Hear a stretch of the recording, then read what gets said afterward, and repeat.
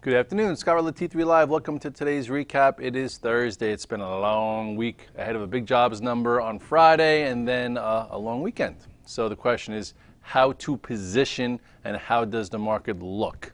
Now, I heard a few good analogies saying, okay, is this the eye of the storm or has the storm passed? Because it was quite stormy about 2 weeks ago that Monday when the Dow was down 1,100 points and we recovered, and then since then we've been basically doing some price discovery and figuring out, was that it, or will we pass through the eye of the storm and get part two of what that sell-off was?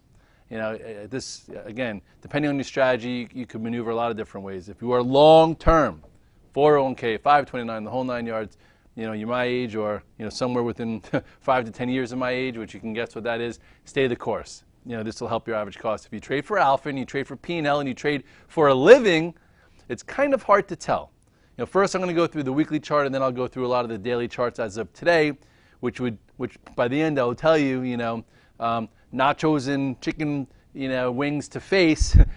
I would tell you what I think you would have to be, you know, for 3 to 5 days from now, you know, if you had to leave and, you know, do something with the way the tape looks to figure out what's kind of next. So anyway, here's a chart of, what is this? This is the SPX. As of now, on the weekly chart from 2011, this trend has been broken. The active trend is gone. The channel from 2015 is resolved. Lower. Okay, so here was your big move from 2130, breaking 2040. You know, the measured move got actually taken a little bit further. We were talking about 1950. That day we went all the way down to, what is this, SPX cash, 1830-ish. And we tagged prior support from October about a year ago and held. So now the market is basically snapped back and trying to figure out, does it stay in this lower quadrant and then continue down, or does it bounce back up and retest a little bit bigger resistance? On the daily chart, you can see what's kind of forming here, and I talked about it this morning. This little wedge type pattern. Okay, a wedge type pattern is a pattern of indecision or a pattern that consolidates a move. So from 2100 down to 1860, that's quite a move. So they have to distribute stock or they have to accumulate stock and figure out, you know, where the market is going next. So you have to have these up and down type movements in order to squeeze some shorts and bait some longs in, et cetera, et cetera. So from here you have the low of 1867. You snapped all the way back up to 1993, and then you just put a higher low in earlier this week at 1903, and then today you put in a lower high here at 1975. And look where that is symmetrical with the 1975 that broke last Friday. So anyway, if this pattern's going to follow suit, you would think that tomorrow you get some kind of move into here, you know, to basically continue to bring, you know, build this wedge type pattern. It would be kind of cute if all of a sudden you're at an apex right before China opens up next week. You have the jobs number and everyone comes back from vacation to figure out if this is what people are thinking is a bear flag. You know, here's your pull, here's your consolidation, bear flag for at least a move back to retest the lows. So at this point, it does seem more negative than positive. You know, I'm trading each end of the range. I came in long today, I sold, I tweeted when the spiders were 197.50 that I'm out of my longs, but I'm not getting short here. Should I have shorted versus the 199? It was a pretty low risk trade considering where we were in the range. But do you take shorts home now into a jobs report tomorrow where they could do whatever they want with the futures? It's a little bit riskier. But according to this chart, you know, if you look at this topping tail into resistance, you know, you would think that if you had to be in something overnight, it would probably be more short than long, especially when you now take a look at the landscape. Because the high beta names, you know, Apple was the strongest yesterday, Facebook was the strongest yesterday, so I took that with my spiders. And right away, you know, after the 8:30 number, the spiders jumped, you know, up $1.80, and Apple couldn't be up more than 50 cents, and Facebook was like flat. I'm like, what's wrong with these two stocks? I better be aware and just sell them. They were great for me yesterday. I might as well just, you know, take off my last tier. And I tweeted, and I did so well before they had a real move lower because you saw the relative weakness. And you could have sold the spiders into strength and maybe got short based on the fact that some of those FANG stocks were weaker. You know, Netflix wasn't a surprise because it was weaker already. It wasn't like a leader yesterday. But anyway, so now you look at Apple to say, what is Apple doing? Apple at this point, which looked kind of good coming into today, right? Coming into today, you move this over, looks like a nice, you know, wedge type pattern into resistance. If the market wanted to have some power, this would be something that could have some power. Getting tight, it was one of the first stocks off the lows. So that's why we said, let's see if there is market power or not. And what happened today? No market power. It was weaker early, kind of engulfed yesterday. So you got to get back to neutral. It's still below all the moving averages, and you know sometimes they sell events. So at this point, Apple's more of a neutral. So we'll see if this starts to head lower. That'll tell you that there's going to be some some pressure on the broader indices. So here is support. Here is, I guess, micro support, and then you'll see what's happened. Right now, it's still failing at resistance, and this stock has been semi-broken, obviously, ever since the range, collapsed after earnings. This was your upper range. Here's your gap down after earnings. This was a great short for some people below this bear flag, and then below the 200-day. It's still in there, and now it's basically re-wedged again. So I bet you coming into the product refresh, which Oppenheimer said is going to be lackluster, it's going to resolve one way or another, and that's on the 9th. So that'll, maybe give us an indication of what could happen in here. A former leader, which is under a bit of pressure, is this Netflix. Netflix, at this point, with Carl Icahn gone, and some people starting to all talk about valuation, you do have a pretty ugly-looking head and shoulders pattern here. That's the left shoulder. Here's the head. Here's your right shoulder, and it started showing a little relative weakness before Citron said they were short. And here's your neckline, which is kind of below, right? That was at 105. So if you go 130 to 100, all of a sudden you're down to this gap here. And I'm pretty sure that market's going to be weak if Netflix does meet this measured move to the downside. And if you look at the overall, trend from here, it broke below, came back above, and now it's on the right side of it. The longer it stays on the right side of it, the more vulnerable this could be. Facebook, I came in with yesterday, is one of the strongest also. It couldn't go anywhere with the futures, so thank goodness it got out of that somewhat early. Now the question is, how does that look? This too engulfed yesterday, showed relative weakness. Doesn't mean game over, but it means a little bit more caution. This was one resistance, here's another resistance, and if this is in apex, now it's saying, okay, where yesterday we could have been leaning to the long side of the apex, right, as it closed strong, showed relative strength, but then today, negated that. So you have to either be neutral or maybe a little bit more negative to see what's next. It's still a very high valuation stock, and a lot of money's hiding there, but if it comes out, it could be some trouble. I think people are starting to see Netflix get weaker, so these things get scared kind of together.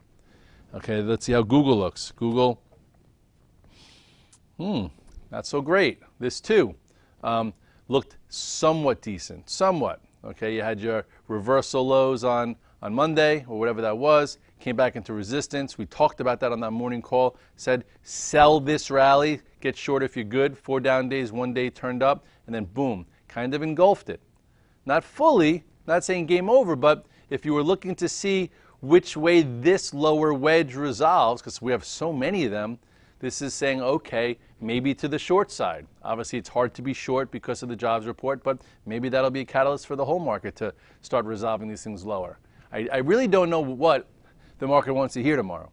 Maybe in line would be best, because in line, perhaps the Fed could still go a quarter and then be very, very dovish, and then everyone will think maybe the market's in a decent stance and not going to raise more, but U.S. is okay, because if it's really hot, I think that we might sell off first because it'll be too hot, and then people will say, okay, we want liftoff, and then if it's below 170 and they can't do liftoff, maybe we rally on that first, and then people will be like, ooh, 6 years and trillions of dollars worth of stimulus, and we can't even go a quarter point, and then that'll stay with the thesis of they have nothing left to do, etc.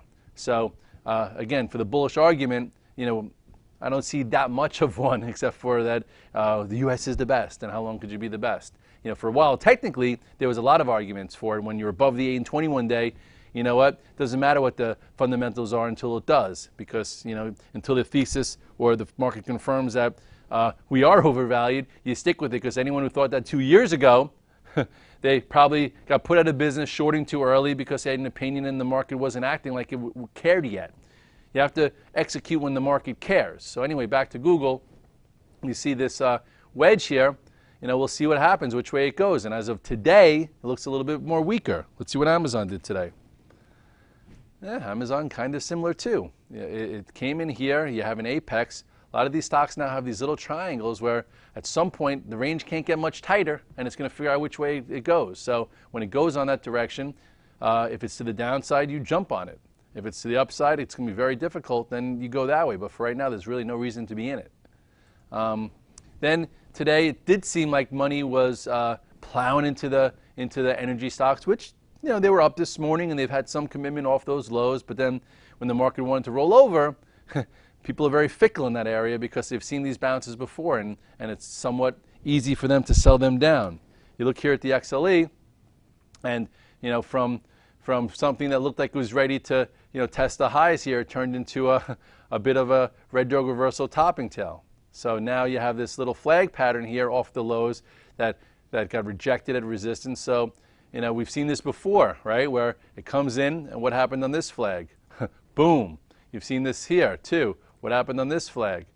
To the downside. So you want to make sure one of these times it might resolve to the upside, but you got to make sure you're waiting for that, and you want confirmation from the market. That's why it's hard to trade these laggard sectors. And this one went really fast to start with, so a tiny bit different, but I guess you saw that here too before going down, and it went up to old resistance. I guess you saw that quickly here. So that's why I guess people come back to these laggard, overshorted sectors, because when they move fast, but you have to catch them real quick. So anyway, you'll see what happens here. If this starts breaking back to the downside, probably not good for the broader indice. If it hangs in there, maybe it'll give a little bit of buying pressure and stability. But at this point, you got to take your trades and run. OAHs, what did you do? Probably the same, yes. Basically a little bit of a doji within a flag. And at this point, had its rally, now it's trying to figure out if it could hold higher or not. You've seen this many times in the OAHs as this downtrend has been fast and furious. And just to give you again, to show you why you do not hold anything that's below the 200-day, you could have got out of this a long time ago. You had your, you had your little head and shoulders pattern here, which is a distribution pattern that triggered below the 8 and 21-day. Then it gave you confirmation below the 200-day, and then it never got back above. So it wasn't a seller's trap. It was real weakness. And although it probably would have hurt if you were long it to sell it at 50, much better than holding it all the way down sub 30. So that's one of my rules. If you trade actively or for intermediate trends, when you're below the 8 and 21-day, no longer in your swing account. And if you're an investor, if it's below the 200-day and stays below the 200-day, it should not be an investment, especially individual stocks, because some individual stocks never come back. As far as, again, but you're like, Red Dog, what about your 401k if you're 35 years old? If you're 35 years old and you don't look at it and you have a good job and you match and it's every month, stay the course. I'm sure if you're 35 and however many years from now, you'll have a much better average cost during a corrective phase. Even if you're 45, maybe even 50. If you're 70, 75, then hopefully your money manager had you a little bit more balanced versus equity exposed. And let's see, what else? What did gold do today? Gold. What a downtrend this has been in, huh? Gold still can't find a friend. This almost looks like another little head and shoulders pattern here. Left shoulder, head, right shoulder, coming into a neckline. So this would probably be the only bullish thing I see for equities, is that this looks like it's ready to, trigger and go back down to the lows. So just be careful if you're in gold. They give you one move here, the GLDs, and then here's your outside day. Hopefully you got out there. Give you a little reflex move into a lower high, and this has been gross for multiple years. You want to see another? How could you have seen this? How could you have known? Gold. Look what happened when gold broke this major support. This was your major support going back almost 2 years. You could have sold your GLDs at 150. Hopefully you sold it when, remember this symmetrical triangle, I remember talking about it right there, and that was when it got below the 200-day. That could have been your short, and then this could have been your confirmation short. But other than that, or you could have said, okay, I'm going to follow trends and get out when the trend changes, and this kind of changed like right here too. So You got to look at these trends. You got to look at moving averages. You got to look at chart patterns. You have to watch the price action. I don't care how smart you are, how big your research team is. You know, until the market confirms your thesis, it's very easy if you trade things to run out of money. People said Netflix was overvalued at whatever the PE is, you know, $100 ago. Maybe now it's rolling over, but anyone who was short that for the last year says, I can't touch that again. It burned me. You know, it hurt because the market didn't tell you it was ready yet. So just in anything, that's the case. And same way, if you love something, you know, you can't just love it when it's below the 200-day moving average for more than a week or two, because chances are that means no institutions are buying it, and it can go a heck of a lot lower. So just a few things, a few tidbits. So with tomorrow coming, the jobs report, and the way the market is, I'm going in basically flat. Yesterday we had a nice trade from the VTF, was long a few things from 230, thinking we close on our highs, gap up today. Thank goodness we got that trade.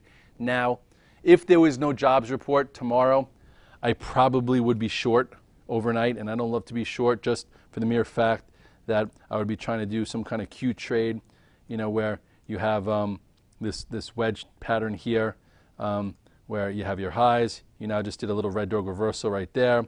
You have support here. I would be thinking that it would be coming into this spot. And I don't know what vehicle would be taking it above it. So we shall see. I'm not short the Qs. I'm sure some guys are and don't care that there's a jobs report tomorrow. That's fine. But overall, into this resistance, it got rejected. And now we'll see if it puts in a higher low. And then the apex comes in right in time for the weekend.